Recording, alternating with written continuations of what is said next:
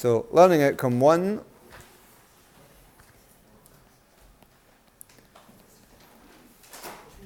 A vector quantity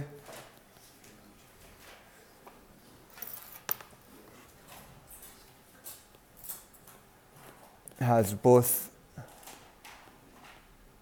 magnitude, and I'll put in brackets size, everyday word, and direction. Now you can use the word size when you're doing exams and stuff like that, but remember, particularly when you're coming to open-ended questions, you're trying to kind of impress the marker. Right? It's impressionistic marking, so using the more technical word would be better.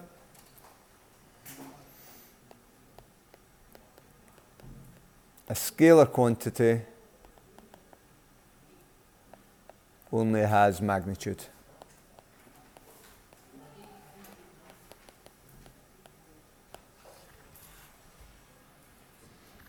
Okay, and I haven't given any examples in there because learning outcome 2 is about classifying which ones are vectors and which ones are scalars.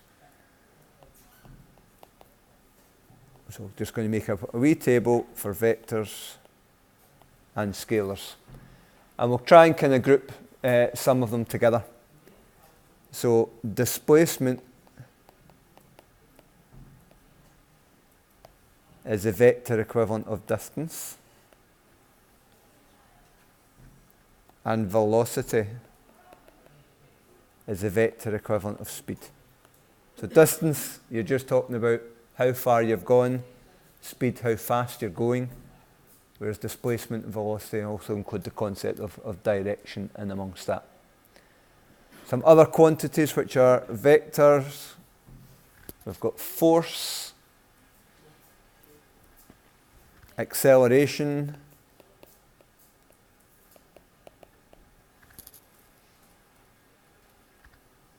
we looked at mass as an example of a scalar. Time. Time doesn't have a direction, or you could argue it only has one direction, so we don't actually need to specify it. We can only go forward in time.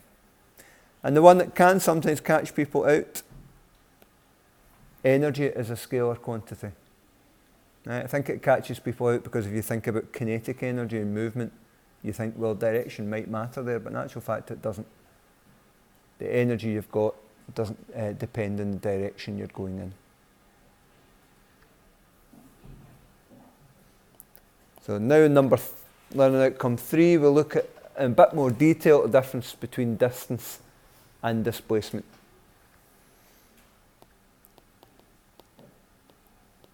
So distance is how far an object travels.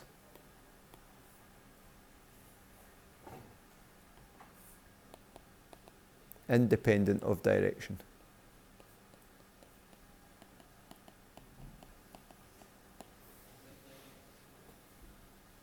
So if I walk 3 meters east and then 3 meters west, right, I've walked 6 meters. I'm actually back where I started, but I've walked 6 meters, so that's my distance.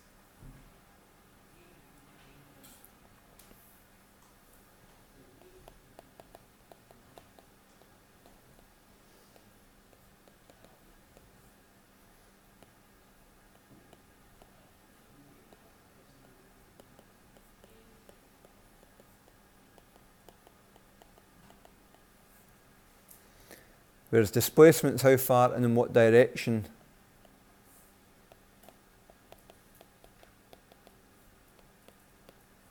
an object is, no matter how it got there.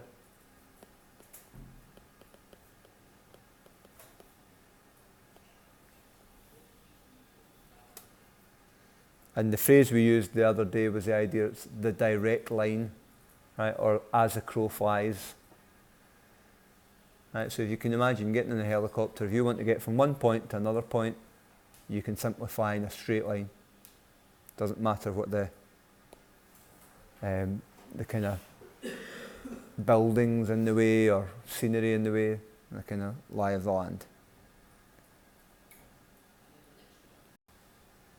Okay, so number 4 is about working out displacement and distance.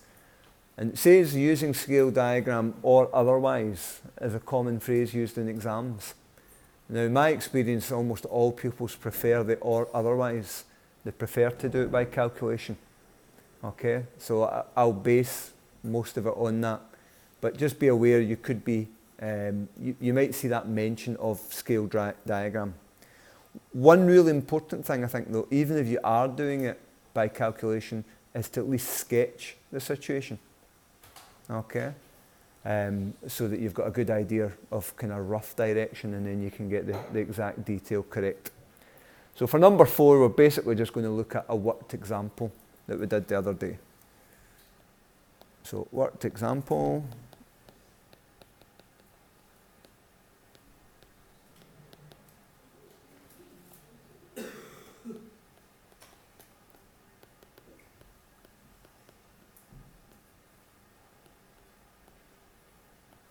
The pupil walks 4 meters east, then 3 meters south. Now notice east and south are exact directions. Right? So when we come to giving an answer here, we're going to have to give an exact direction. And I know it's going to be somewhere between south and east, but it's not going to be exactly southeast either. Right? That's a precise direction, so we'll need to actually work out the angle.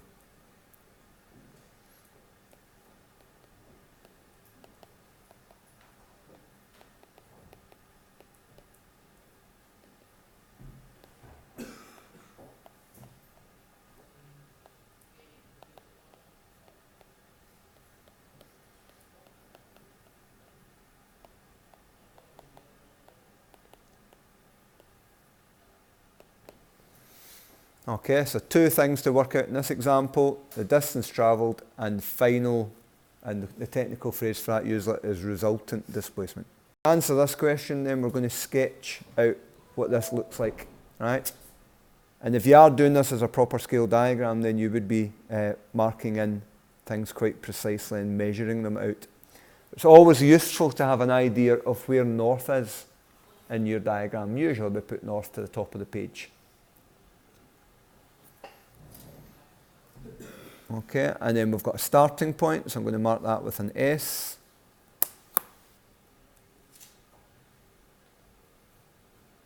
We walk 4 meters east, and we put an arrow on that to show its direction, because a line could go east or west if you just leave it as a line. So make sure you put an arrow on it so you're clear it's going east.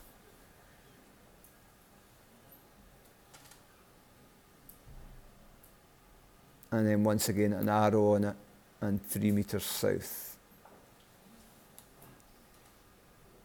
Okay, so that's the actual journey.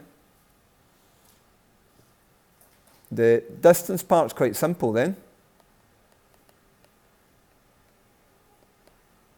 And the distance D is 4 plus 3, because the direction doesn't matter for distance. You can simply add them together. Right, so 7 meters was the distance travelled. But for this resultant displacement, we need to think about the straight line which could take us directly from start, and I meant to mark in a wee F for finish. So direct line to go from start to finish is what we call the resultant displacement.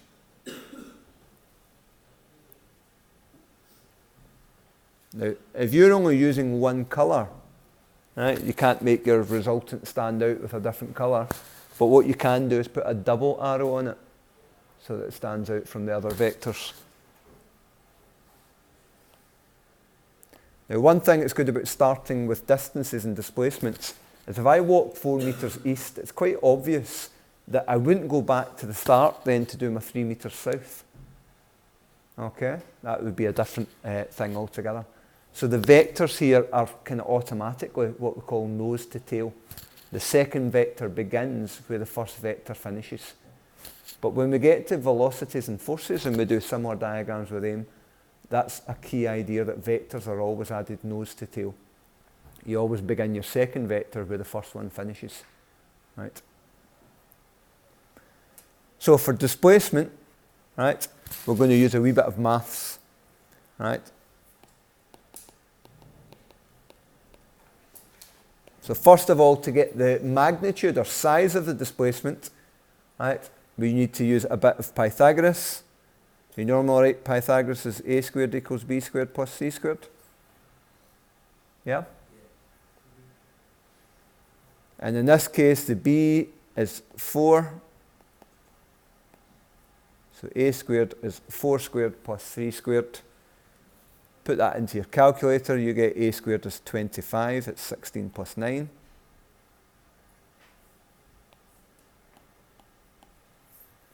We don't need the detail of the arithmetic, but don't forget then your final step is a is the square root of 25. Pick nice easy numbers. So the size of our displacement is 5 meters. But displacement consists of both size and direction. Okay, so we need to get a direction. So I'm going to mark that in red. I'm going to call that in there angle X. I think that's the symbol you usually use for angles in maths. In physics, we quite often use the Greek letter theta, just in case you come across that. Right? If I write that up there just to show you what it looks like, that's a Greek letter theta. Right? You might come across that. But we're going to use a wee bit of trig, and you're given the trig identities if you can't remember them. But here, and almost always, it's going to be tan, because the vectors that you're given, right, are the vectors that are right angles to each other. Right? They're not the ones, the hypotenuse. So tan, remember, is opposite over adjacent. Oops. Which in this example, so tan x is 3 over 4, right, which is 0.75. So x is tan to the minus 1, 0.75. And once again, stick that into your calculator and you should get the answer 37 degrees. I'm rounding to the full degrees. Now, you're not quite finished there, because we need to turn that into a bearing.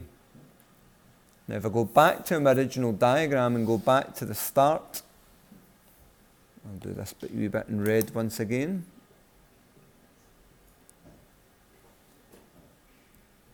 That's north. And I added a wee red north line there.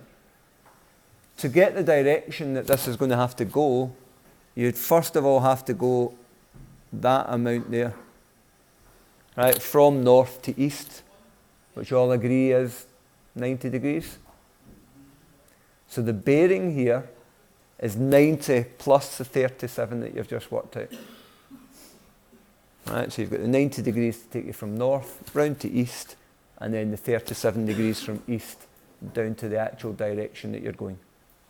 So the final answer here